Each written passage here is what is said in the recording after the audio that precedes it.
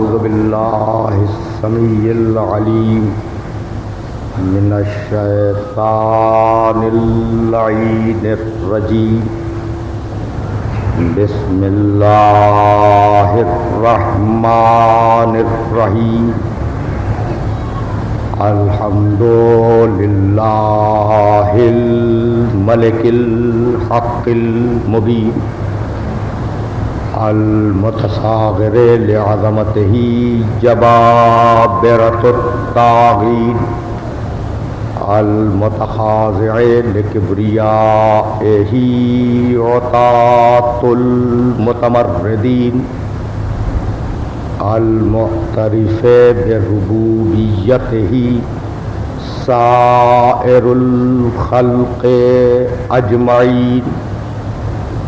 والصلاة والسلام والتحية والإكرام على أشرف النبيين وخاتم المرسلين سيدنا ومولانا أبي القاسم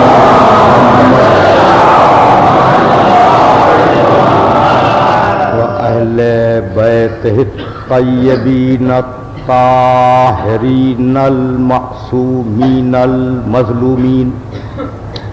أما بعد فقد قال الله سبحانه وتعالى في محكم كتابه المبين. بسم الله الرحمن الرحيم. والله جعل لكم مما خلق ظلالا وجعل لكم من الجبال أكنانا وجعل لكم سرابيلا تقيكم الحر والسرابيلا تقيكم بأسكم كذلك يتم نعمته عليكم لعلكم تسلمون. فإن تولوا فإنما عليك البلاغ المبين. يعرفون نعمة الله ثم ينكرونها وأكثرهم الكافرون. صلوات.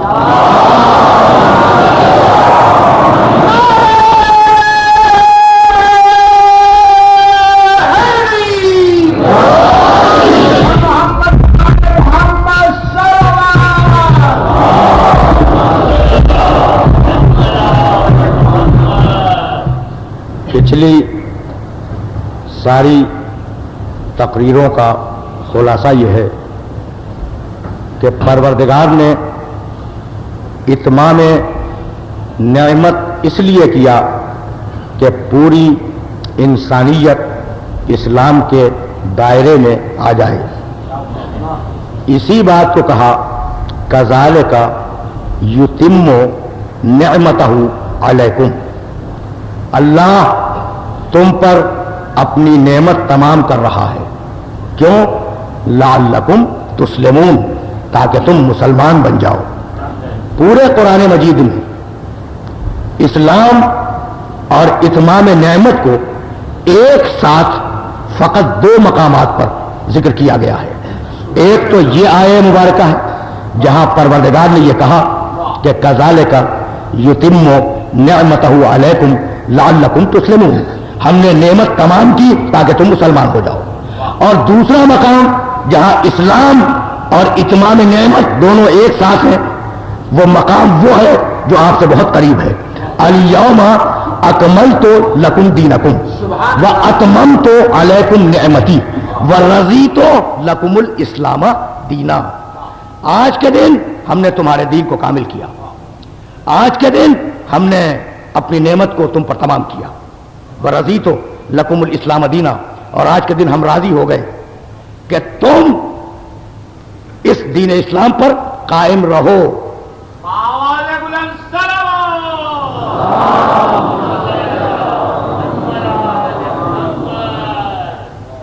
الیوم بہت ڈیسائسو ہے، بہت فیصلہ کن ہے. الیوم اکملت لکم دینکم، آج کے دن دین کامل ہوا، آج کے دن نعمت تمام ہوئی. آج کے دن پروردگار کہہ رہا ہے ہم اسلام سے راضی ہوئے.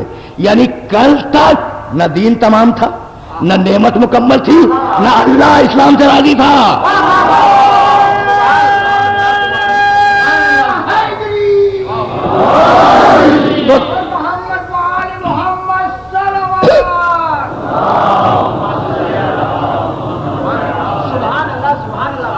تو دنیا اس لیے خلق کی، نعمتیں اس لیے دیں کہ تم اسلام کے اوپر آ جاؤ. اسلام اور اتمام نعمت کو قیامت تک ساتھ جانا ہے. نہ اسلام کو ختم ہونا ہے، نہ اتمام نعمت کو ختم ہونا ہے. لیکن اب اس بات کو کیا کیجئے، وقت کم رہ گیا ہے نا، فقط 2 یا 3 گھنٹے ہمارے پاس اور ہیں. اب میں بہت تیزی کے ساتھ اور بہت سرسری گزر رہا ہوں. اب اس بات کو کیا کیجئے کہ جانا ہے اسلام کو قیامت تک. لیکن دنیا کے بڑے بڑے دانشوروں کا خیال یہ ہے کہ عرب کے ریگزار میں ایک چھوٹے سے شہر میں جو دین آیا تھا وہ آج بین الاقوامی معاشرے میں اپنی افادیت ختم کر چکا. یعنی اب معاشرے بین الاقوامی ہیں، شہر کاسموپولیٹن ہے، قومیں ایک دوسرے سے مخلوط ہو چکی ہیں. تو ایک چھوٹے سے شہر میں آنے والا دین آج اپنی افادیت ختم کر چکا. اب ایسے دین کی ضرورت نہیں ہے. تو اب میں کیسے عرض کروں کہ بھائی دنیا کتنی بھی بدلے فطرت انسانی نہیں بدلتی. دنیا کتنی بھی کیوں نہ تبدیل ہو جائے فطرت انسانی نہیں بدلا کرتی. ماں کی ممتا کل بھی تھی اور آج بھی ہے، باپ میں شفقت کل بھی تھی اور آج بھی ہے. کل بھی انسان کو بھوک لگتی تھی، آج بھی انسان کو بھوک لگتی ہے. کل بھی انسان تشنہ لبی کا شکار تھا، پیاس کا شکار تھا، آج بھی انسان کو پیاس لگتی ہے. کل بھی انسان کو صنفی خواہشات پریشان کر رہی تھی، آج بھی انسان صنفی خواہشات کا طلبگار ہے. کل بھی انسان کو مکان کی ضرورت تھی، آج بھی انسان کو مکان کی ضرورت ہے. کل بھی انسان کو گرمی لگ رہی تھی، آج بھی انسان کو گرمی لگ رہی ہے. بس فرق صرف اتنا ہوا کہ کل جب انسان کو بھوک لگی تو اس نے کچا گوشت کھایا، اور آج لذت کام و دہن کے لیے مختلف مرغوب غذائیں تیار کی گئیں. کل جب اسے اپنی برہنگی کا احساس ہوا تو اس نے پتوں سے اپنی صدر پوشی کی، آج مختلف لباس تشکیل دیے گئے. کل جب اسے دھوپ لگی تو وہ درختوں کے سائے میں چلا گیا، آج ایئر کنڈیشنر نے دھوپ سے بچایا، گرمی سے بچایا. تو نہ مزاج بدلا، نہ فطرت بدلی، نہ انسان کی ضروریات بدلی. تو جب تک مزاج انسانی قائم ہے، جب تک فطرت انسانی قائم ہے، جب تک ضروریات انسانی قائم ہے، اس وقت تک خدا کا بنایا ہوا قانون اس دنیا میں قائم رہے گا. بھائی یہ باتیں ذہن نشین ہو جائے تو پھر لطف گفتگو ہے. جب تک یہ ضرورتیں موجود ہیں اس وقت تک اللہ کا بنایا ہوا قانون اس دنیا میں چیلنج نہیں کیا جا سکتا.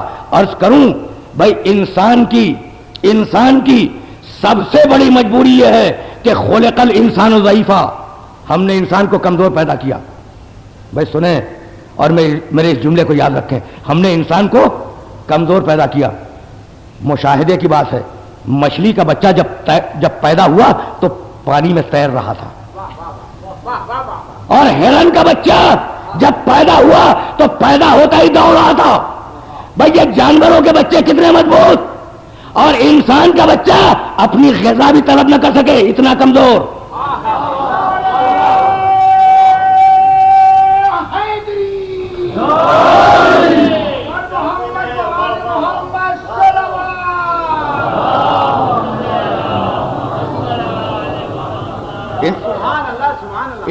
انسان کا بچہ اپنی غذا بھی نہ مان سکے اتنا کمزور.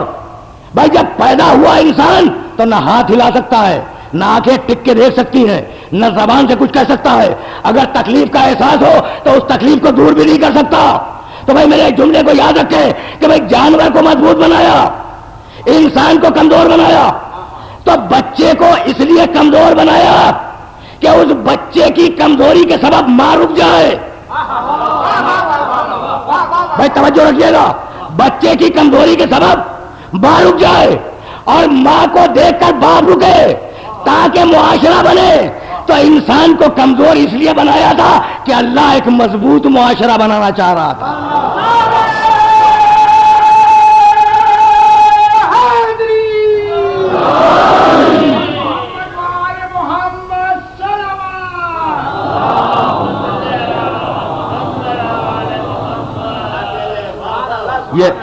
یہ تہذیب انسانی کے دکھ ہیں جو آپ کی خدمت میں بیان کر رہا ہوں. یہ تہذیب انسانی کے انسانی ثقافت کے دکھ ہے جو آپ کے سامنے پیش کر رہا ہوں. بھائی پروردگار نے انسان کو کمزور اس لیے بنایا کہ پروردگار ایک مضبوط معاشرہ انسانوں کا دیکھنا چاہتا تھا. آج کا فیشن زدہ جوڑا یہ کہتا ہے کہ ہم بچے افورڈ نہیں کر سکتے، اور اگر بدقسمتی سے بچہ پیدا ہو گیا تو اسے لوریاں ملی مگر بکی ہوئی. اگر بچہ پیدا ہو گیا تو اسے لوریاں ملی مگر بکی ہوئی لوریاں ملی. اسے پیار ملا مگر کرائے کا پیار ملا، آیاؤں کے ذریعے ملا، گورننس کے ذریعے ملا، دایاؤں کے ذریعے ملا. تو اب بھائی غذا ملی مگر ڈبوں کی غذا ملی. تو اب بچہ ماں سے بے نیاز ہوتا گیا، بچہ ماں سے دور ہوتا گیا. تو اب مجھے جملہ کہنے کی اجازت ہے بھائی، بہت توجہ رکھیے گا. بچہ ماں سے دور ہوتا گیا. بھائی آج اور کل میں فرق یہ ہے، بھائی بہت توجہ، آج اور کل میں فرق یہ کہ کل بچہ مامتا کو تلاش کر رہا تھا اور آج مامتا بچے کو تلاش کر رہی ہے اور بچہ قریب نہیں آ رہا ہے. کل بچہ ماں کو تلاش کر رہا تھا اور آج جب بچے کے مزاج میں آوارگی پیدا ہوئی، جب سرکشی پیدا ہوئی، تو آج مامتا بچے کو تلاش کر رہی ہے اور بچہ قریب نہیں آ رہا ہے. بھائی یہ جو اوصاف پیدا ہوئے انسانیت میں، ان اوصاف کے آنے کا سبب فقط یہ تھا کہ تمہاری سمجھ میں یہ نہیں آیا کہ تمہیں دنیاوی زندگی کے لیے پیدا نہیں کیا. دین نام ہے سپردگی مکمل کا، تمیز ختم ہوئی. اسلام نام ہے کسی کے آگے اپنے آپ کو جھکا دینے کا. اسلام نام ہے اپنی پوری زندگی کو رہن رکھ دینے کا کہ یہ رہن ہے اللہ کی بارگاہ میں. بھائی اس بات کو یوسف علیہ السلام نے بڑی خوبصورتی کے ساتھ کہا. سورہ یوسف میں آواز دی، ارباب متفرقون خیر ام اللہ الواحد القہار. میرے دوستو یہ بتلاؤ کہ ایک کا ہو کے رہنا بہتر ہے یا ہر ایک کا ہو جانا بہتر ہے؟ ارباب متفرقون خیر ام اللہ الواحد القہار. دوستو یہ بتلاؤ کہ بھائی ایک کا ہو کے رہنا بہتر ہے یا ہر ایک کا ہو کے رہنا بہتر ہے؟ تو دین اس کی مرضی کے مطابق، زندگی اس کی مرضی کے مطابق، اسلام اس کی مرضی کے مطابق، حق اس کی مرضی کے مطابق. دین میں ایسا نہیں ہوتا اور اسلام میں ایسا نہیں ہوتا کہ کچھ اللہ کی پسند کا ہو، کچھ تمہاری پسند کا ہو. تمہید یہی ختم ہونے والی ہے. اسلام میں ایسا نہیں ہے کہ تھوڑا سا اللہ کی پسند کا لے لو، تھوڑا سا اپنی پسند کا ڈال دو اور مخلوط کر کے ایک دین بنا دو. بھائی آج کی سائنسی دنیا میں جب دو چیزیں ملتی ہیں تو ایک تیسری چیز وجود میں آ جاتی ہے. دو عناصر ملے اور دونوں کے ملنے کے بعد پانی بنا. اب وہ دونوں عناصر موجود نہیں ہے، اب یہ تیسری شے ہے. تو اگر تھوڑا سا دین لوگے اور تھوڑی سی اپنی مرضی لوگے تو نہ وہ دین ہوگا نہ مرضی ہوگی، اس کا نام منافقت ہوگا.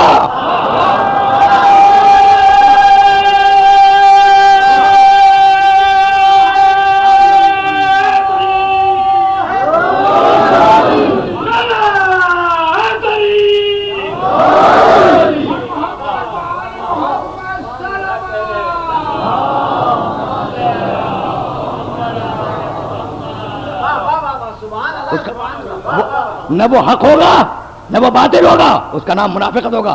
اسی لیے کہا تمیز ختم ہوئی، اسی لیے آواز دی رضیتو لکم الاسلام دینا. بھائی دین ہماری پسند کا ہوگا، اسلام ہماری پسند کا ہوگا. تمہاری مرضی سے اسلام نہیں چلے گا. تم اپنے اسلام کو اپنے پاس رکھو، ہم اپنے اسلام کو اس دنیا میں جاری کریں گے. بھائی اسلام پہنچانا بھی ہمارا کام اور اسلام کو نافذ کرنا وہ بھی ہمارا کام. اب میں متصل ہو گیا آج کی گفتگو سے. اور اب وہ سارے لوگ جو قرآن فہمی کا ذوق رکھتے ہوں، آیت دیکھیں، دین پہنچانا ہمارا کام اور دین کو نافذ کرنا دنیا میں یہ بھی ہمارا کام. اب پچھلے برسوں میں بڑے نعرے سنتے رہے نفاذ شریعت اور نفاذ دین کے. کام اس کا ہے، کام اس کا ہے. اور جو کوئی آگے بڑھے اس کام کو کرنے کے لیے اگر اس کے بغیر اذن کے آیا ہے تو وہ فرعون ہے. یعنی یہ جملہ پوری ذمہ داری سے عرض کر رہا ہوں. آپ کو معلوم ہے کہ جب جادوگروں نے موسیٰ علیہ السلام کا کلمہ پڑھا، جب موسیٰ علیہ السلام کا کلمہ پڑھا تو فرعون کو غصہ آ گیا. موسیٰ کا کلمہ پڑھ رہے ہیں، کہنے لگا قبل ان آذن لکم، بھائی میں نے تو تمہیں ابھی اجازت نہیں دی، یہ تم نے کلمہ کیسے پڑھ دیا؟ تو فرعون کو کلمے پہ اعتراض نہیں تھا، اجازت چاہ رہا تھا کہ دے دے.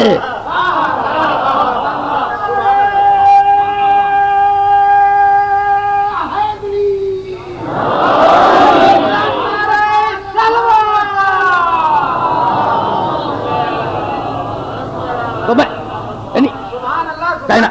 کہنا یہ چاہ رہا ہوں کہ بھائی دین بھیجنا اس کا کام، دین کا نفاذ اس کا کام. سورہ نور حوالے کو یاد رکھیں، 24واں سورہ قرآن مجید کا، اور آیت کو بہت ٹھنڈے دل سے سنیں تاکہ یہیں سے بات آگے بڑھ جائے. وعد اللہ الذین آمنوا منکم وعملوا الصالحات لیستخلفنہم فی الارض کما استخلف الذین من قبلہم ولا یمکنن لہم دینہم الذی ارتضی لہم یعبدوننی ولا یشرکون بی شیئا. بھائی ایک ایک لفظ کے ترجمے پر توجہ کیجئے، جبھی لطف سماعت ہے. وعد اللہ الذین آمنوا منکم وعملوا الصالحات، اللہ نے ماضی میں وعدہ کیا ہے، ترجمہ کرنے میں ذمہ داری کا قائل ہوں. وعد اللہ الذین آمنوا منکم وعملوا الصالحات، اللہ نے ماضی میں وعدہ کیا ہے. کس سے؟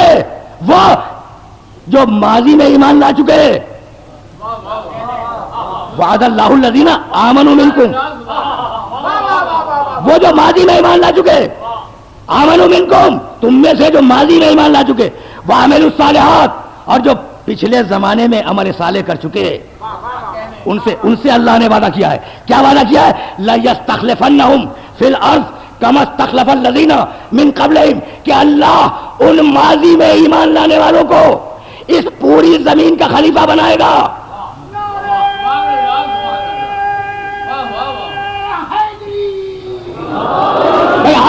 آیت کی طرف توجہ ہے تاکہ میں جو بات کہنا چاہ رہا ہوں وہ بات نظر انداز نہ ہو جائے. وعد اللہ الذین آمنوا منکم وعملوا الصالحات، جو ماضی میں ایمان لا چکے، جو ماضی میں عمل صالح کر چکے، نئے کلمہ گویوں کی بات نہیں ہے. اللہ ان سے وعدہ کر رہا ہے لَيَسْتَخْلِفَنَّهُمْ فِي الْأَرْضِ كَمَا اسْتَخْلَفَ الَّذِينَ مِنْ قَبْلِهِمْ، کہ اللہ انہیں پوری زمین کا خلیفہ بنائے گا.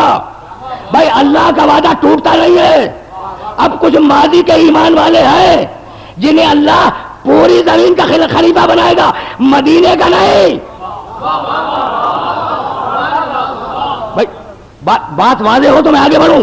مدینے کا نہیں، مکے کا نہیں. لَيَسْتَخْلِفَنَّهُمْ فِي الْأَرْضِ، پوری زمین کا خلیفہ بنائے گا.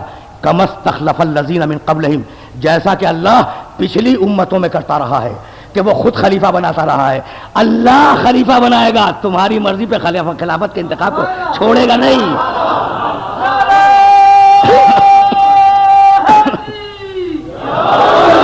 توجہ ہے، کہیں لے جانا ہے سننے والوں کو، بھائی کسی منزل فکر تک لے کے جانا ہے. وعد اللہ الذین آمنوا منکم وعملوا الصالحات لیستخلفنہم فی الارض کما استخلف الذین من قبلہم، اللہ نے یہ وعدہ کر لیا ہے کہ جو ماضی میں ایمان لا چکے انہیں مستقبل میں خلافت دے گا.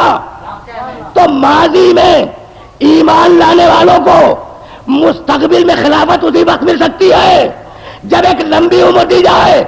اب حیات مہدی کا تسلسل سمجھ میں آیا؟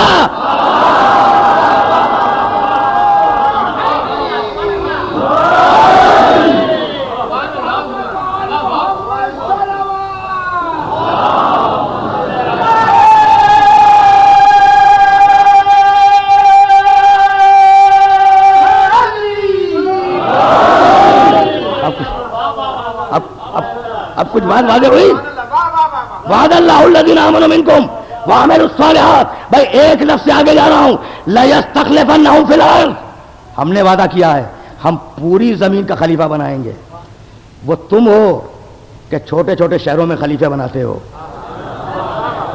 ہم جب خلیفہ بنائیں گے نا تو پوری الارض پوری زمین کا بنائیں گے. اسی بات کو سورہ انبیاء میں کہا اور لفظ بدل کے کہا وَلَقَدْ كَتَبْنَا. بھائی آیتوں کی چین دیکھیں. وَلَقَدْ كَتَبْنَا فِي الزُّبُورِ مِن بَعْدِ الذِّكْرِ أَنَّ الْأَرْضَ يَرِثُهَا عِبَادِي الصَّالِحُونَ. ہم نے زبور میں یہ لکھ دیا ہے کہ اس زمین کے وارث ہمارے صالح بندے ہوں گے. ہم نے لقد کتبنا فی الزبور من بعد ذکر ان الارض یرثها عبادی الصالحون. ہم نے زبور میں لکھ دیا ہے کہ اس زمین کے وارث ہمارے صالح بندے ہوں گے. زبور میں آج تک یہ جملہ موجود ہے. آج تک زبور میں یہ جملہ موجود ہے کہ پروردگار نے یہ طے کیا ہے کہ اس زمین کے وارث صالح بندے ہوں گے. بھائی توجہات مت بھول رہے. قانون وراثت اسلام میں ہے. اگر کوئی مر جائے تو ورثہ کا پہلا طبقہ قرآن میں بھی ذکر ہے, فقہ میں بھی ذکر ہے, اسے وراثت ملے. اگر وہ پہلا طبقہ موجود نہ ہو دوسرے طبقے کو وراثت ملے. اگر دوسرا طبقہ موجود نہ ہو تیسرے طبقے کو وراثت ملے. طبقے معین ہے فقہ اسلام میں. طبقے فقہ اسلام میں معین ہے. تو بھائی مال تمہارا مرنے والے کا اور وارث معین کرے وہ. بھائی یہی تو میں لانا چاہ رہا تھا کہ بھائی مرنے والا مر گیا. مال کس کا تھا؟ مرنے والے کا تھا نا. اچھا تو مرنے والے کا تھا تو مرنے والے کی مرضی کے مطابق تقسیم ہو جائے. نہیں, وراثت کا قانون ہم دیں گے. تو مال بندے کا اور وارث معین کرے اللہ, اور خلافت اللہ کی اور وارث معین کرے بندے.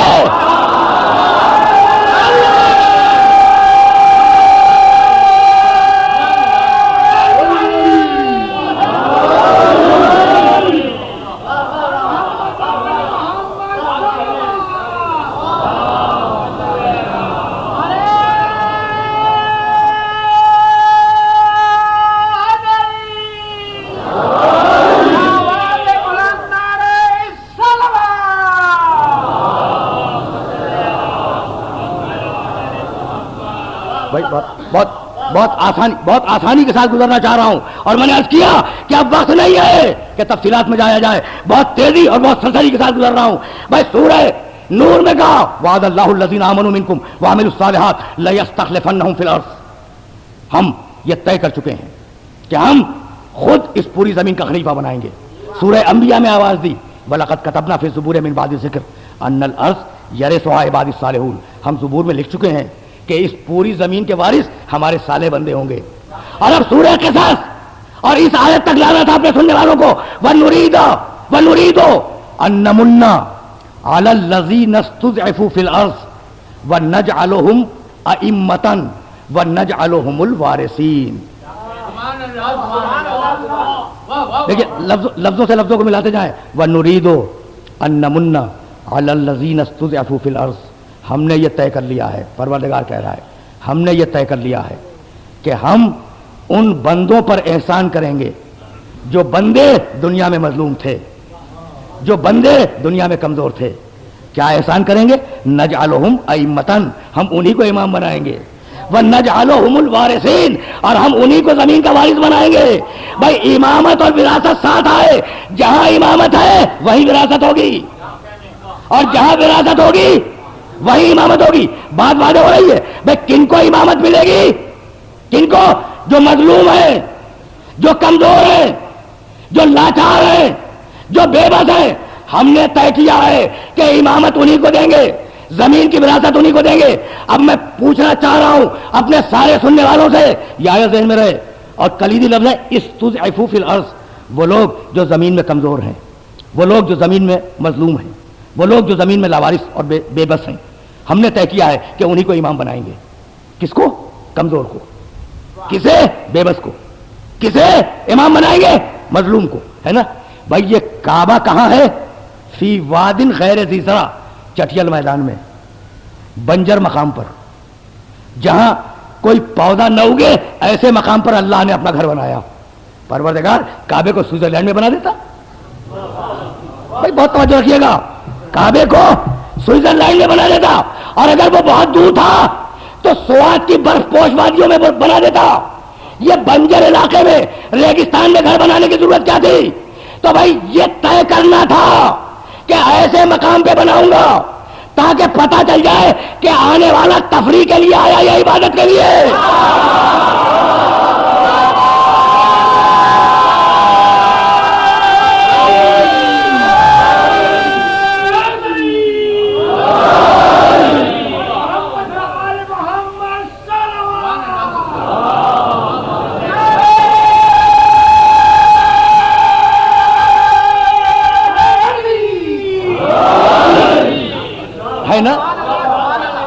ہے نا سوچنے کی بات بھائی، قابل غور بات ہے نا.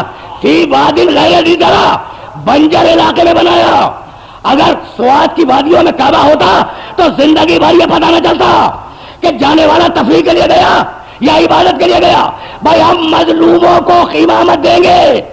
اگر امامت خلافت کے ساتھ ہوتی تو زندگی بھر پتہ نہ چلتا کہ دینار لینے گیا ہے یا ہدایت لینے.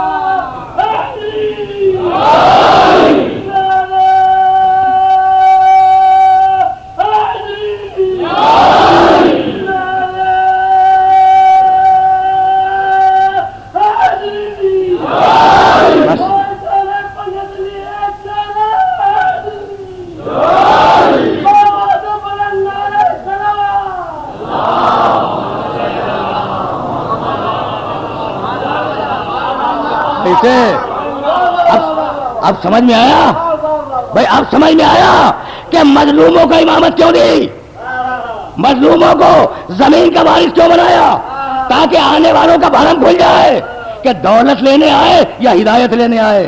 بھائی ایسے تھے کہ چاند کو توڑ سکتے تھے، ایسے تھے کہ سورج کو پلٹا سکتے تھے. ایک مرتبہ کسی معصوم سے کسی نے پوچھا، میں روایات بیان کرنے کا عادی نہیں ہوں لیکن درمیان میں ایک جملہ آ گیا ہے تو سنتے جائیں. امام جعفر صادق علیہ الصلوۃ والسلام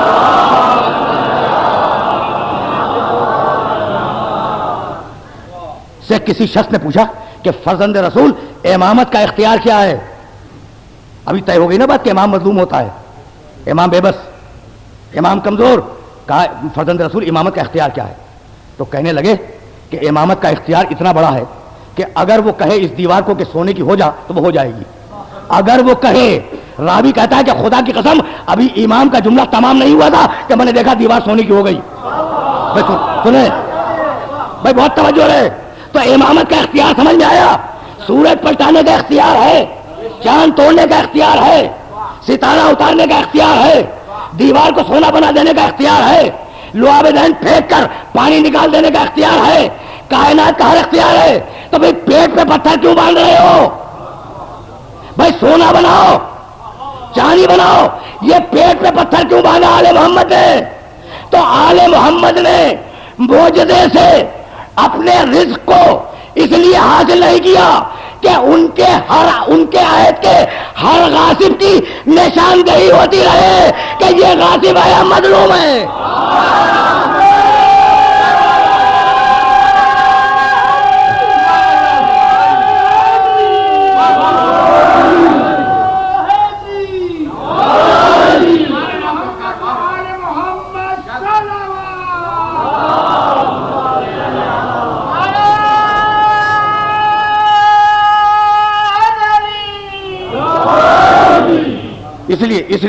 اس لیے پیٹ پہ پتھر باندھے کہ ان کے عہد کا غاصب اپنے چہرے پر نقاب نہ ڈال سکے. وَنُرِيدُ أَن نَّمُنَّ عَلَى الَّذِينَ اسْتُضْعِفُوا فِي الْأَرْضِ. ہم نے یہ طے کیا ہے کہ جو کمزور ہیں نا، جو مظلوم ہیں، نَجْعَلُهُمْ أَئِمَّةً، ہم انہیں امام بنائیں گے. وَنَجْعَلُهُمُ الْوَارِثِينَ، اور انہی کو زمین کا وارث بنائیں گے. وراثت انہی کے پاس ہے. اب ایک بات طے ہو گئی کہ جہاں امامت ہوگی وہی وراثت ہوگی، اور جہاں وراثت ہوگی وہی امامت ہوگی. تو اب سمجھ میں آیا کہ وراثت سے انکار کیوں ہوا تھا؟ نہیں، بات واضح نہیں ہوئی. اب سمجھ میں آیا کہ بھائی وراثت سے انکار کیوں ہوا. بھائی جب بیٹی آئی اپنے باپ کی وراثت مانگنے کے لیے تو بیٹی نے 7 آیتیں پڑھی قرآن مجید سے. بھائی توجہ رہے. وَوَرِثَ سُلَيْمَانُ دَاؤُدَ، سلیمان نے داؤد کی وراثت پائی. یرثنی وَیَرِثُ مِنْ آلِ یعقوب، میری بھی وراثت اس کو ملے، آل یعقوب کی بھی وراثت ملے. ایک للہ ہے میراث السماوات والارض، ایک کے بعد دوسری، دوسری کے بعد تیسری. یہ کہتی گئی کہ یہ ہے تمہارا قرآن جو وراثت کی بات کرتا ہے. للذکر مثل حظ الانثیین، یہ ہے تمہارا قرآن جو وراثت کی بات کرتا ہے. تو 7 آیتیں پڑھی شہزادی نے اپنی وراثت کو اسٹیبلش کرنے کے لیے. کتنی؟ 7 آیتیں. آیتیں کیا ہیں؟ قرآن. قرآن ہے نا. 7 آیتیں پڑھی شہزادی نے. بڑا اصرار کر رہا ہوں جملے کے اوپر. قرآن کی 7 آیتیں پڑھی اور جواب میں ایک حدیث پڑھی گئی. شہزادی قرآن پڑھ رہی ہے. وہ کہہ رہے تھے کہ کتاب کافی ہے.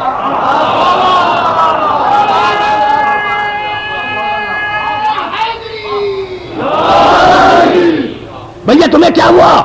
کل تک کہہ رہے تھے نا کہ کتاب کافی ہے اور اب کتاب کے مقابلے پر حدیث پیش کر رہے ہو. تو اب مجھے جملہ کہنے کی اجازت ہے کہ خرمے کے درختوں کا مطالبہ کرنے نہیں گئی تھی. خرمے کے درختوں کا مطالبہ کرنے نہیں گئی تھی. شہزادی باغ مانگنے نہیں گئی تھی. شہزادی کو کوئی دلچسپی، اگر مانگ لیتے نا تو شہزادی یوں ہی صدقہ کر دیتی. اگر مانگ لیتے تو شہزادی صدقے میں دے دیتی، اپنے بچوں کے صدقے میں دے دیتی اس پورے باغ فدق کو. تو باغ مانگنے نہیں گئی تھی. شہزادی تو یہ بتلانے گئی تھی کہ کل میرے باپ نے کہا تھا کہ میں ایک حدیث لکھ دوں. بھائی توجہ رہے. کل میرے باپ نے کہا تھا کہ میں ایک حدیث لکھ دوں، تو تم نے کہا تھا کہ کتاب کافی ہے، اور آج میں کتاب پیش کر رہی ہوں تو تم جواب میں حدیث پیش کر رہے ہو. تو تمہارا ایمان نہ کتاب پہ نہ حدیث پہ تم ہو گیا.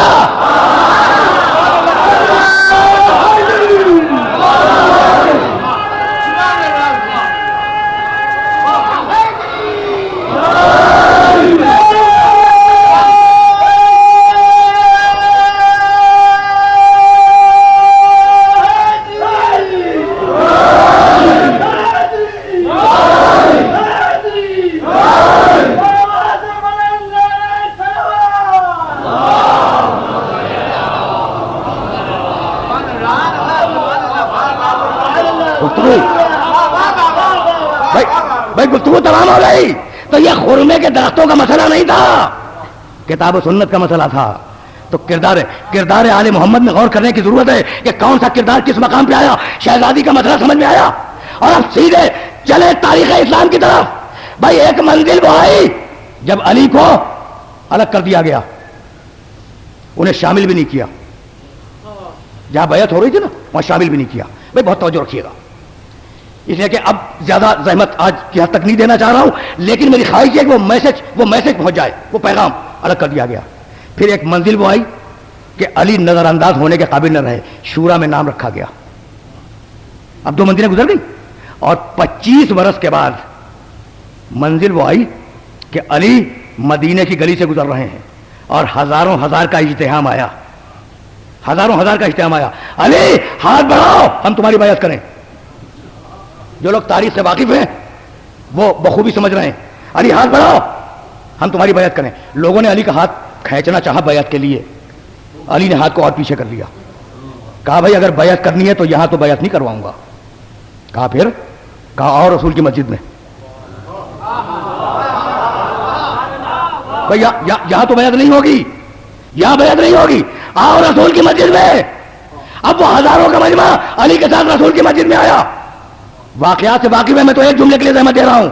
علی آئے، ہزاروں کا مجمع آیا. علی ممبر کے پہلے سینے پہ بلند ہوئے، دوسرے سینے پہ بلند ہوئے، تیسرے سینے پہ بلند ہوئے. اس مقام پر بیٹھے جہاں محمد بیٹھا کرتے تھے. معلوم ہے نا؟ میرے سننے والوں کو تو یہ واقعہ معلوم ہے نا.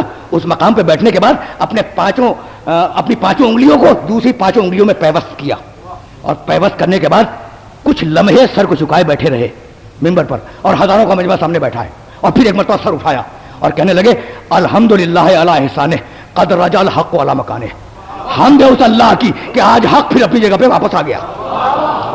میں توجہ رہے. حمد ہے اس اللہ کی کہ آج حق پھر اپنی جگہ پہ واپس آ گیا. یہ کہہ کے پھر سر جھکا کے بیٹھ گئے. اب مجمع میں سرگوشی شروع ہوئی. एक जुमले के लिए जहमत दे रहा हूं। मजमे में सरगोशी शुरू हुई, फिर उठाया सब, कहने लगे माँ हाथ ही नजवा बैन ऐदीकुम, भाई ये आपस में काना फूसी क्या कर रहे हो? अभी बैत ली नहीं, अभी ये बैत के मुकदमात हैं, ये तुम सरगोशियां क्या कर रहे हो?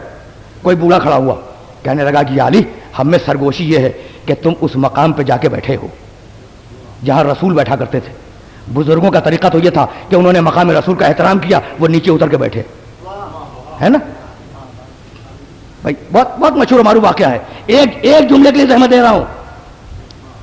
जैसे ही ये कहा कि तुम उस मकाम पे बैठे हो जहां रसूल बैठा करते थे, अली ये तुमने बड़ी जसारत की, तो एक मरतबा लकड़ी के तख्ते पर हाथ मारा और कहने लगे माँ हाजिल खुशुब, अरे इन लकड़ी के तख्तों की हैसियत क्या है? मैंने तो मोहरे नबूवत पे कदम रखे हैं।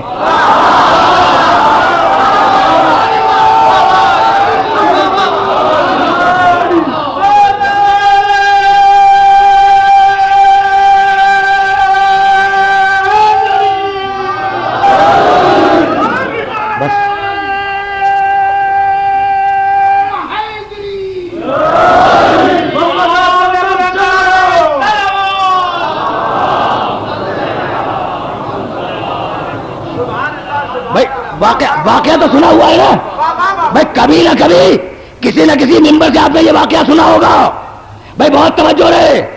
अली हाथ बढ़ाओ हम बैत करें, कहा गली में बैत नहीं होगी, अच्छा तो मस्जिद में बैत करवा लो, कहा नहीं। आए जीनों पे बुलंद हुए, उस मकाम पे जाके बैठे जहां मोहम्मद बैठते थे, और जब मकाम मोहम्मद पे बैठ गए तो अब हाथ बढ़ाया के बैत करो। तवज्जो है, जब मकाम मोहम्मद पे बैठ गए तो अब हाथ बढ़ाया कि बैत करो, तो लोग देने आए थे चौथी, वहां बैठ के मनवाया कि ये पहली है चौथी नहीं।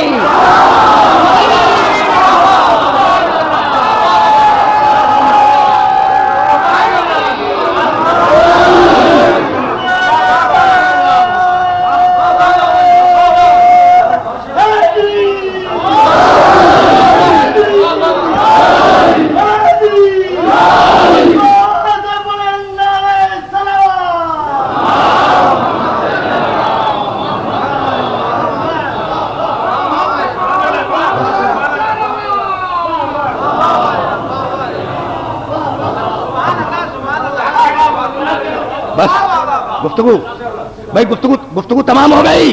मैंने आज किया ना कि अब मुझे परेशानी लायक है कि वक्त नहीं रहा, बातें बहुत हैं, बहुत तेजी के साथ गुजर रहा हूं। तो भाई ये तो बाद रसूल की बातें थी, फदक का वाकया बाद वफात रसूल, अली का बैत लेना मकाम मोहम्मद पे बैठकर बाद वफात रसूल, और खुद रसूल के जमाने का वाकया कितनी लाख मरतबा सुना होगा। अलस्तो औला बेकुम मिन अनफुसिकुम, पैगंबर उस कड़ी दोपहर में पूछ रहे हैं कि मैं तुम्हारा मौला हूं या नहीं, है ना? गदीर खुम का वाकया पहले क्या पूछा? अलस्तो औला बेकुम मिन अनफुसिकुम, मैं तुम्हारा मौला हूं या नहीं? कालू बला, सबने कहा कि हाँ या रसूल अल्लाह। उसके बाद वह जुमला है मन कुन तो मौला हो, जिसका मैं मौला हूं, उसके बाद का ये जुमला है। तो अलस्तो, पढ़े लिखे मजमे को मुखातब कर रहा हूं, और जाहिर है कि मेरे सामने हद निगाह तक पढ़े लिखे लोग हैं भाई, एक अजीब गरीब फिक्र तक ले जाना चाह रहा हूं, और बस यही गुफ्तगू तमाम हो जाएगी। अलस्तो औला बेकुम मिन अनफुसिकुम, भाई ये बतलाओ, वो 1,24,000 लोग बैठे हुए हैं, 1,23,000 20,000 रिवायतें हैं, मैक्सिमम 1,24,000 साहबे किराम बैठे हुए हैं, और पैगंबर अली को लिए हुए पालाने सुतर के मिंबर पे हैं, और वहां से पूछ रहे हैं अलस्तो औला बेकुम मिन अनफुसिकुम, भाई ये बतलाओ मैं तुम्हारा मौला हूं या नहीं? यही पूछा ना कि मैं तुम्हारा मौला हूं या नहीं? सबने कहा कि हाँ। तो क्या यही पूछ रहे थे कि मैं तुम्हारा मौला हूं या नहीं? ये तो पहले कुरान कह चुका था चंद महीना पहले, अन्नबियो औला बिल मोमिनीना मिन अनफुसिहिम, नबी मोमिनों का मौला होता है। तो कुरान तो पहले ही कह चुका था कि नबी मौला है, तो ये नहीं पूछना था कि मैं मौला हूं या नहीं। भाई तवज्जो है, ये नहीं पूछना था, कुरान तो पहले ही कह चुका था अन्नबियो औला बिल मोमिनीना मिन अनफुसिहिम, नबी कौन? जो मोमिनों का मौला हो। तो कुरान कह चुका था कि नबी मौला है, तो जो कह चुका उसे क्या पूछना? तो पूछना ये चाह रहे थे कि भाई मैं तो मौला हूं, तुम भी मोमिन हो या नहीं?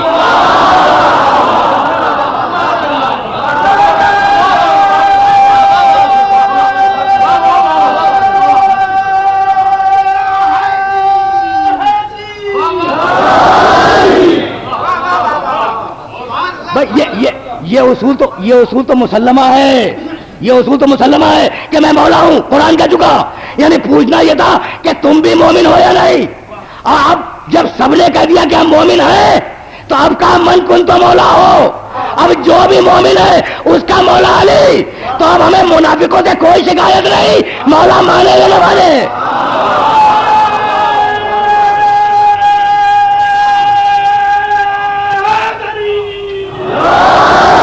بس تقریر تمام ہوئی.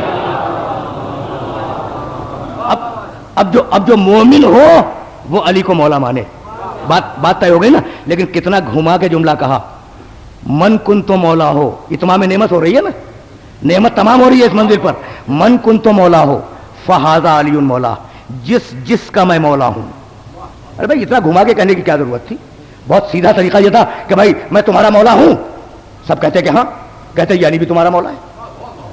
یہ نہیں کہا. اگر پیغمبر یہ کہہ دیتے تو علی کی مولائیت وہی رک جاتی. اب جہاں جہاں تک محمد کی مولائیت جائے وہاں تک علی کی مولائیت ساتھ میں جائے.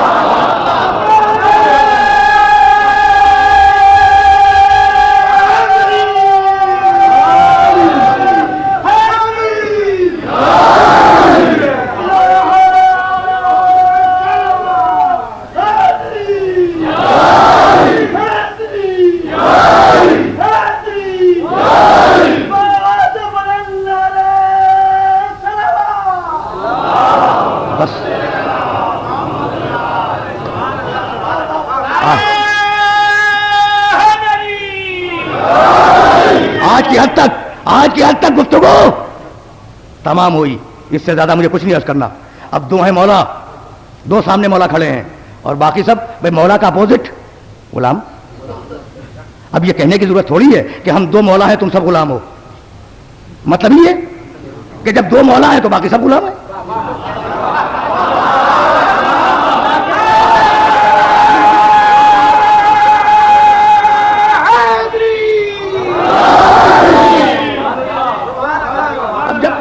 اب جب وہ مولا ہے تو باقی سب غلام. اس لیے کہ مولا کا اپوزٹ غلام ہے. اٹھا کے دیکھ لیجئے گا عربی لغت کو. مولا کی ضد غلام. تو اب دو ہیں مولا کل، باقی سب غلام. اچھا تو یہ واقعہ کب ہوا؟ پیغمبر کی زندگی کے آخری زمانے میں یہی ہوا نا. تو کیا بس مولا بھی ختم ہو گئے، غلام بھی ختم ہو گئے؟ بھائی نسل تو رسول کی بھی چلے گی، نسل علی کی بھی چلے گی اور نسل ان سننے والوں کی بھی چلے گی. تو ایک طرف مولا زادے پیدا ہوتے رہیں گے، دوسری طرف غلام زادے پیدا ہوتے رہیں گے.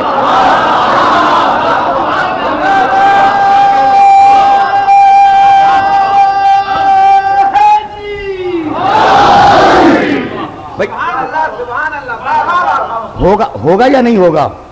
بھائی اب زمانہ تو کسی کا انتظار نہیں کرتا، زمانہ چلتا رہتا ہے، تاریخ آگے بڑھتی رہتی ہے. رسول اللہ دنیا سے چلے جائیں گے، علی دنیا سے چلے جائیں گے، لیکن ان مولازادوں کی نسلیں آگے بڑھیں گی. اور وہ جو صحابہ کرام رضوان اللہ علیہم اجمعین سن رہے تھے وہ بھی دنیا سے چلے جائیں گے، لیکن ان کی نسلیں بھی آگے بڑھیں گی. تو ایک طرف مولازادے پیدا ہوں گے، دوسری طرف غلام زادے پیدا ہوں گے. تو اب اگر کسی دن کوئی مولازادہ کسی غلام زادے کو غلام زادہ کہہ دے تو اس میں چڑھنے کی بات کیا ہے؟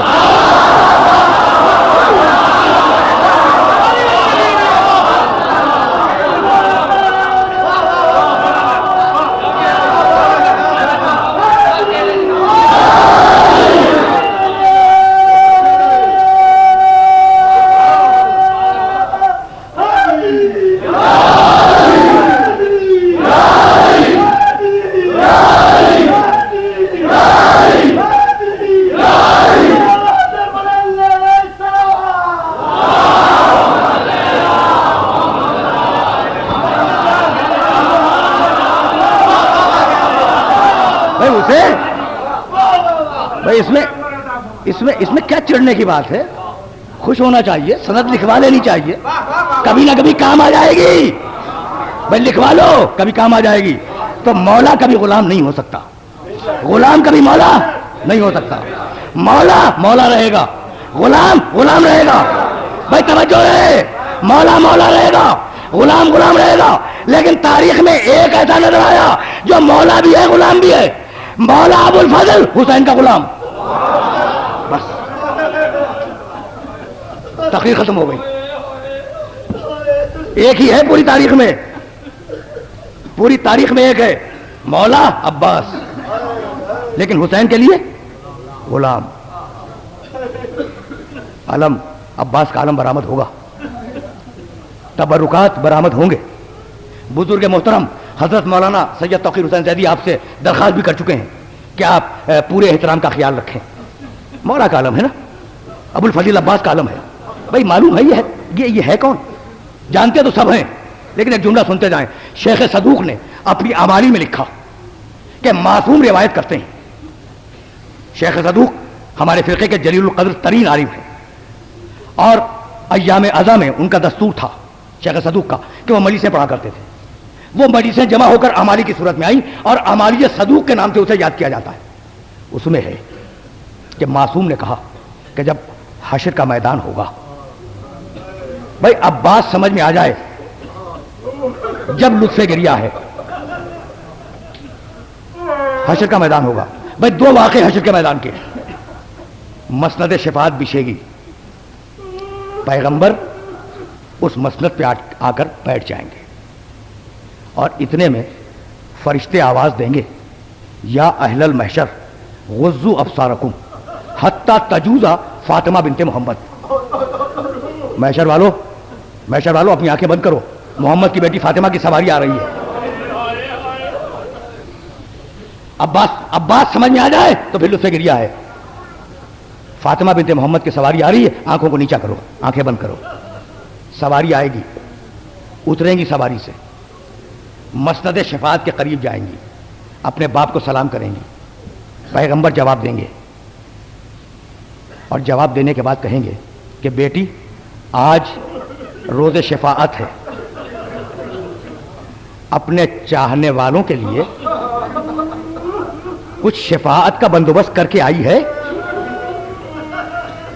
بیٹی اپنے چاہنے والوں کے لیے شفاعت کرنی ہے تو کیا لائی ہے؟ جیسے ہی پیغمبر یہ کہیں گے, شہزادی اپنے آنچل کو کھولیں گی اور کہیں گی کہ بابا کفانا للشفاعت یدان مقطوعتان لولد العباس. بابا اور تو کچھ نہیں لائی, اپنے بیٹے عباس کے دو کٹے ہوئے شانے لائی ہو. اجرکم اللہ, اجرکم اللہ. کفانا للشفاعت یدان مقطوعتان لولد العباس. اپنے بیٹے عباس کے دو کٹے ہوئے ہاتھ لائی ہوں. اب بات سمجھ میں آیا؟ اور جب خود عباس کی سواری آئے گی تو اس تدو کو احتشام سے آئے گی, اس شان و شوکت کے ساتھ آئے گی کہ ایک اولو العزم نبی دوسرے اولو العزم نبی سے یہ سوال کرے گا کہ بھئی یہ کس قوم کا رسول تھا. کسی کی سمجھ میں نہیں آئے گا کہ یہ کون آ رہا ہے, یہ کس قوم پر مبعوث ہوا تھا, یہ کون سا صاحب کتاب نبی ہے. تو جبریل پکار کے کہیں گے کہ ارے یہ کوئی اولو العزم رسول نہیں ہے, یہ حسین کے لشکر کا علمدار ابو الفضل عباس ہے.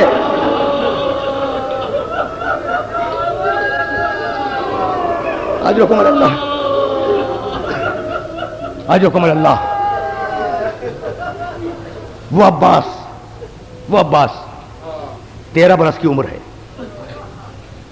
عباس کے معنی بگڑے تیوروں والا, یہ معنی ہے لفظ عباس کے. عباس کے معنی جلال والا, عباس کے معنی کڑی نگاہ رکھنے والا. 13 برس کا عباس. 21ویں رمضان کی شب علی غنودگی میں ہے. آنکھ کھولی, علی نے آنکھ کھولی, کہا حسن کو بلاؤ. حسن آئے. کہا باقی سارے بچوں کو بلاؤ. بچے آئے. ایک ایک کا ہاتھ حسن کے ہاتھ میں دیتے گئے. حسن یہ سارے بچے تمہارے حوالے. سب کے ہاتھ دے کر پھر غنودگی میں چلے گئے. علی غنودگی میں ہے. ایک مرتبہ کسی بی بی کی سسکیوں کی آواز علی کے کان میں آئی.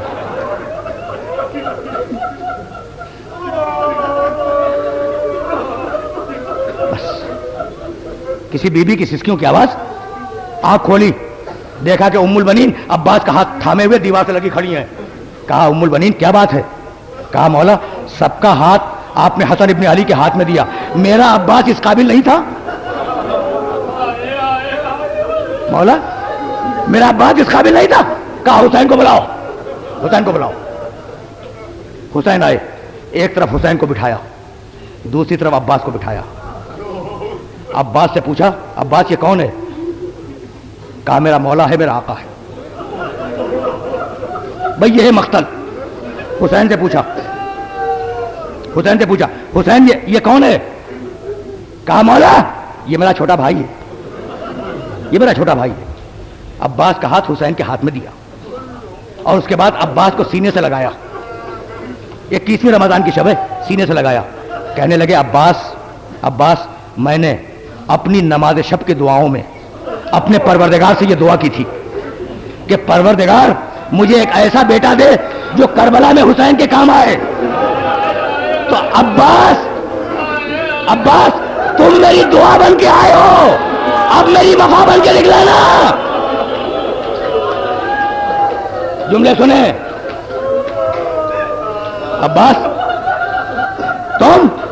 تم میری دعا بن کے آئے ہو، میری وفا بن کے دکھلانا. اور یہ کہہ کے عباس کی آنکھوں میں آنکھیں ڈالی اور کہنے لگے سنو لا تشرب الماء قبل ان یشرب اطفال الحسین. عباس میری بس ایک وصیت ہے، حسین کے بچوں سے پہلے کربلا میں پانی نہ پی لینا.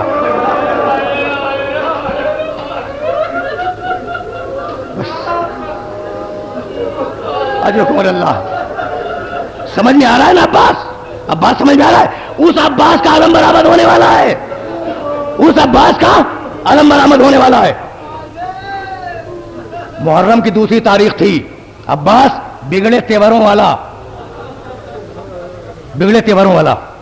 محرم کی دوسری تاریخ تھی. حر نے حسین کے گھوڑے کی لگام تھام لی.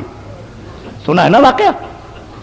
جیسے ہی حر نے حسین کے گھوڑے کی لگام تھامی، حسین ابن علی کی زبان سے ایک جملہ نکلا سکلت کا امو کا یا حر تیری ماں تیرے ماتم میں بیٹھے. حر گھبرا گیا. کہا کہ فرزند رسول آپ نے میری ماں کا نام لیا لیکن میں کیا کروں، اس لیے کہ آپ کی والدہ ماجدہ کا نام تو وضو کے بغیر لیا بھی نہیں جاتا ہے نا.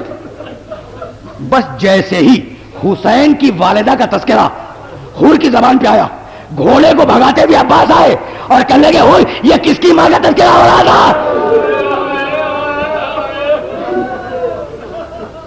یہ کہہ کر تلوار نکالی. حسین نے کہا بھیا رک جاؤ، تلوار نیام میں رکھ لی. چوتھی محرم کو حر نے حسین ابن علی سے ملاقات چاہی. آیا، حسین اپنے خیمے میں ہے، حر بہت دور ہے. کہا عباس میں حسین سے ملنا چاہتا ہوں. کہا ہتھیار یہیں رکھ دے،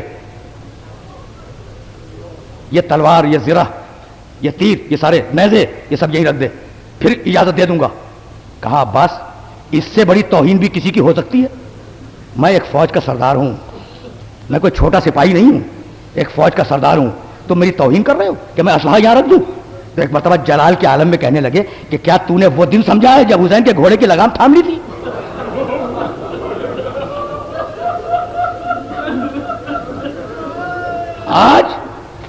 آج تجھے نہیں چھوڑوں گا، اس لیے کہ مولا سامنے موجود نہیں ہے. اجرکم اللہ. بھائی سنیں، وقت میں گنجائش نہیں ہے، فقط 2 یا 4 دقیقے لینا چاہ رہا ہوں، 2 یا 4 دقیقے، لیکن بات مکمل ہو جائے. چوتھی محرم کی شام آئی، فوجیں آئیں کہ فرات کے کنارے سے خیمے اٹھاؤ. جھگڑا ہوا، شور کی آواز شہزادی زینب کے کانوں میں گئی. کہا فضا دیکھ کہ یہ باہر شور کیسا ہے. فضا آئی، اس نے دیکھا، اندر آئی. کہا بیوی یزید کی فوج والے کہہ رہے ہیں کہ خیمہ ہٹا دیا جائے، اور ابو الفضل عباس بکھر گئے ہیں. وہ کہتے ہیں کہ خیمہ نہیں ہٹے گا، خیمہ یہی رہے گا، ہٹے گا نہیں. حسین اپنے خیمے میں سو رہے ہیں. کہا فضا جا، اور جانے کے بعد عباس سے کہہ کہ زینب تجھے بلا رہی ہے. فضا آئی، عباس سے کہا کہ عباس تمہیں تمہاری بہن زینب بلا رہی ہے. 2 یا 3 مرتبہ کہا، واپس پلٹی. کہا بی بی آنکھیں نکلی پڑ رہی ہیں، آدھی تلوار نیام سے نکل چکی ہے اور اتنے جلال میں ہے کہ جملہ بھی نہیں سن رہے ہیں. اب بات سمجھ میں آ گیا؟ بس عزیزان محترم، اب تقریر آگے نہیں جائے گی، جملہ بھی نہیں سن رہے، بس یہ سننا تھا کہ ایک مرتبہ زینب کو جلا لایا، کہا کہ جا فضا، اور جا کر کہ کیا بات فوراً آؤ ورنہ علی کی بیٹی خیمے سے باہر آ جائے گی۔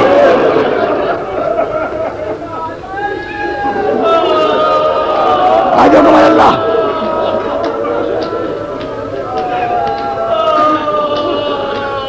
آئے تلوار یہاں میں رکھی، آئے ہاتھ جوڑ کے کہ شہزادی ایسا کبھی نہ کیجیے گا۔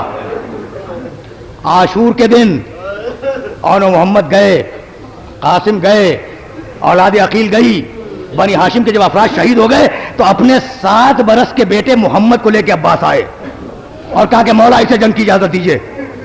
اب حسین سے برداشت نہ ہوا، کہنے لگے کہ عباس اب تم کتنا میرا صبر کا امتحان لوگے، کتنا میرے صبر کا امتحان لوگے؟ عباس مجھے معاف کرو، میں قیامت کے دن ام البنین کو کیا منہ دکھلاؤں گا؟ آجو کمر اللہ،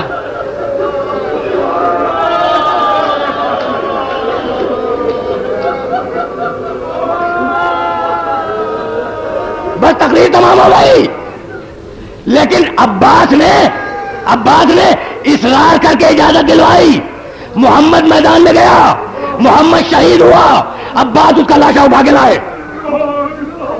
اب عباس سمجھ میں آیا، اب لوٹا ہوا قافلہ، بھائی تقریر تمام ہو گئی، 4 بیٹے عباس کے، محمد جو کربلا میں شہید ہوا، فضل اور سعید جو کربلا میں اسیر ہوئے، فضیل جو مدینے میں دادی کے پاس تھا۔ لوٹا ہوا قافلہ کربلا آیا، بس 2-4 جملوں کی زحمت ہے۔ جب لوٹا ہوا قافلہ جب کربلا سے ہوتا ہوا مدینے پہنچا تو جب سواد شہر مدینہ نظر آیا تو بشیر ابن جزلم کو کہا ابو الفضل عباس نے کہ تیرا باپ شاعر تھا۔ کہا کہ ہاں مولا، تیرا باپ شاعر تھا۔ کہا کہ ہاں مولا شاعر تھا۔ کہا کہ ایسا کر کہ اب ہم مدینے تو آ گئے نا؟ کہا کہ ہاں۔ کہا کہ کچھ شعر نظم کر لے اور جا کے مدینے والوں کو یہ خبر دے دے کہ وہ قافلہ جو 28 رجب کو بڑی شان سے نکلا تھا وہ لوٹ کر واپس آ گیا۔ بشیر ابن جزلم جب چلنے لگا تو سید سجاد نے ابو الفضل عباس کا علم اس کے ہاتھ میں دیا۔ یہ ہے میری تقریر کا آخری مرحلہ، اور کہا بشیر اس علم کو اپنے کندھے پہ رکھ لے اور مدینے میں جا کے آواز دے دے کہ وہ قافلہ واپس آ گیا۔ بشیر نے عباس کا علم کندھے پہ رکھا، شہر مدینہ میں داخل ہوا اور اس نے آواز دی یا اہل یثرب لا مقام لکم بہا قتل الحسین فاطمہ مدرارو۔ مدینے والوں اب مدینہ رہنے کی جگہ نہیں ہے، حسین قتل ہو گئے، جتنا رونا ہے رو لو۔ جیسے ہی بشیر نے آواز دی گھروں کے دروازے کھلنے شروع ہوئے۔ بھائی آخری جملہ سنیں، آخری جملہ سنیں، گھروں کے دروازے کھلنے شروع ہوئے، بیویاں نکلی، جوان نکلے، بچے نکلے، بشیر کو آ کر گھیر لیا۔ بشیر کہتا ہے کہ اس مجمع میں نے یہ دیکھا کہ ایک طویل القامت بیوی ایک بچے کا ہاتھ تھامے ہوئے آ رہی ہے، بچے کا چہرہ 14ویں رات کے چاند کی طرح چمک رہا ہے۔ مجھے خوف ہوا کہ کہیں مجمع میں کچل نہ جائے۔ میں گھوڑے سے زمین پہ آیا، میں نے بچے کو گود میں لیا، میں گھوڑے پہ پھر سوار ہوا۔ میں نے کہا صاحبزادے تم کس کے بیٹے ہو؟ بھائی بچہ سمجھ میں آ گیا، تم کس کے بیٹے ہو؟ کہا کہ پہلے بشیر پہلے ہم سوال کریں گے۔ تو سوال کیوں کر رہا ہے؟ کہا اچھا شہزادے تم ہی پوچھو۔ تو کہا پہلا سوال تو یہ کہ میرے باپ کا علم تیرے کندھے پہ کیسے آیا؟ میرے باپ کا علم تیرے کندھے پہ کیسے آ گیا؟ کیا میرا بابا کربلا کو چھوڑ کے بھاگ گیا تھا؟ کہا نہیں شہزادے، تیرا بابا شہید ہوا، ایک مرتبہ بچہ گھوڑے سے زمین پہ آیا، دادی مجھے پرسا دو۔ اب بیوی چلی، قبر سیدہ پہ آئی، دونوں ہاتھ رکھے، کہا بیوی کنیز کا حق کی خدمت ادا ہوا ہے۔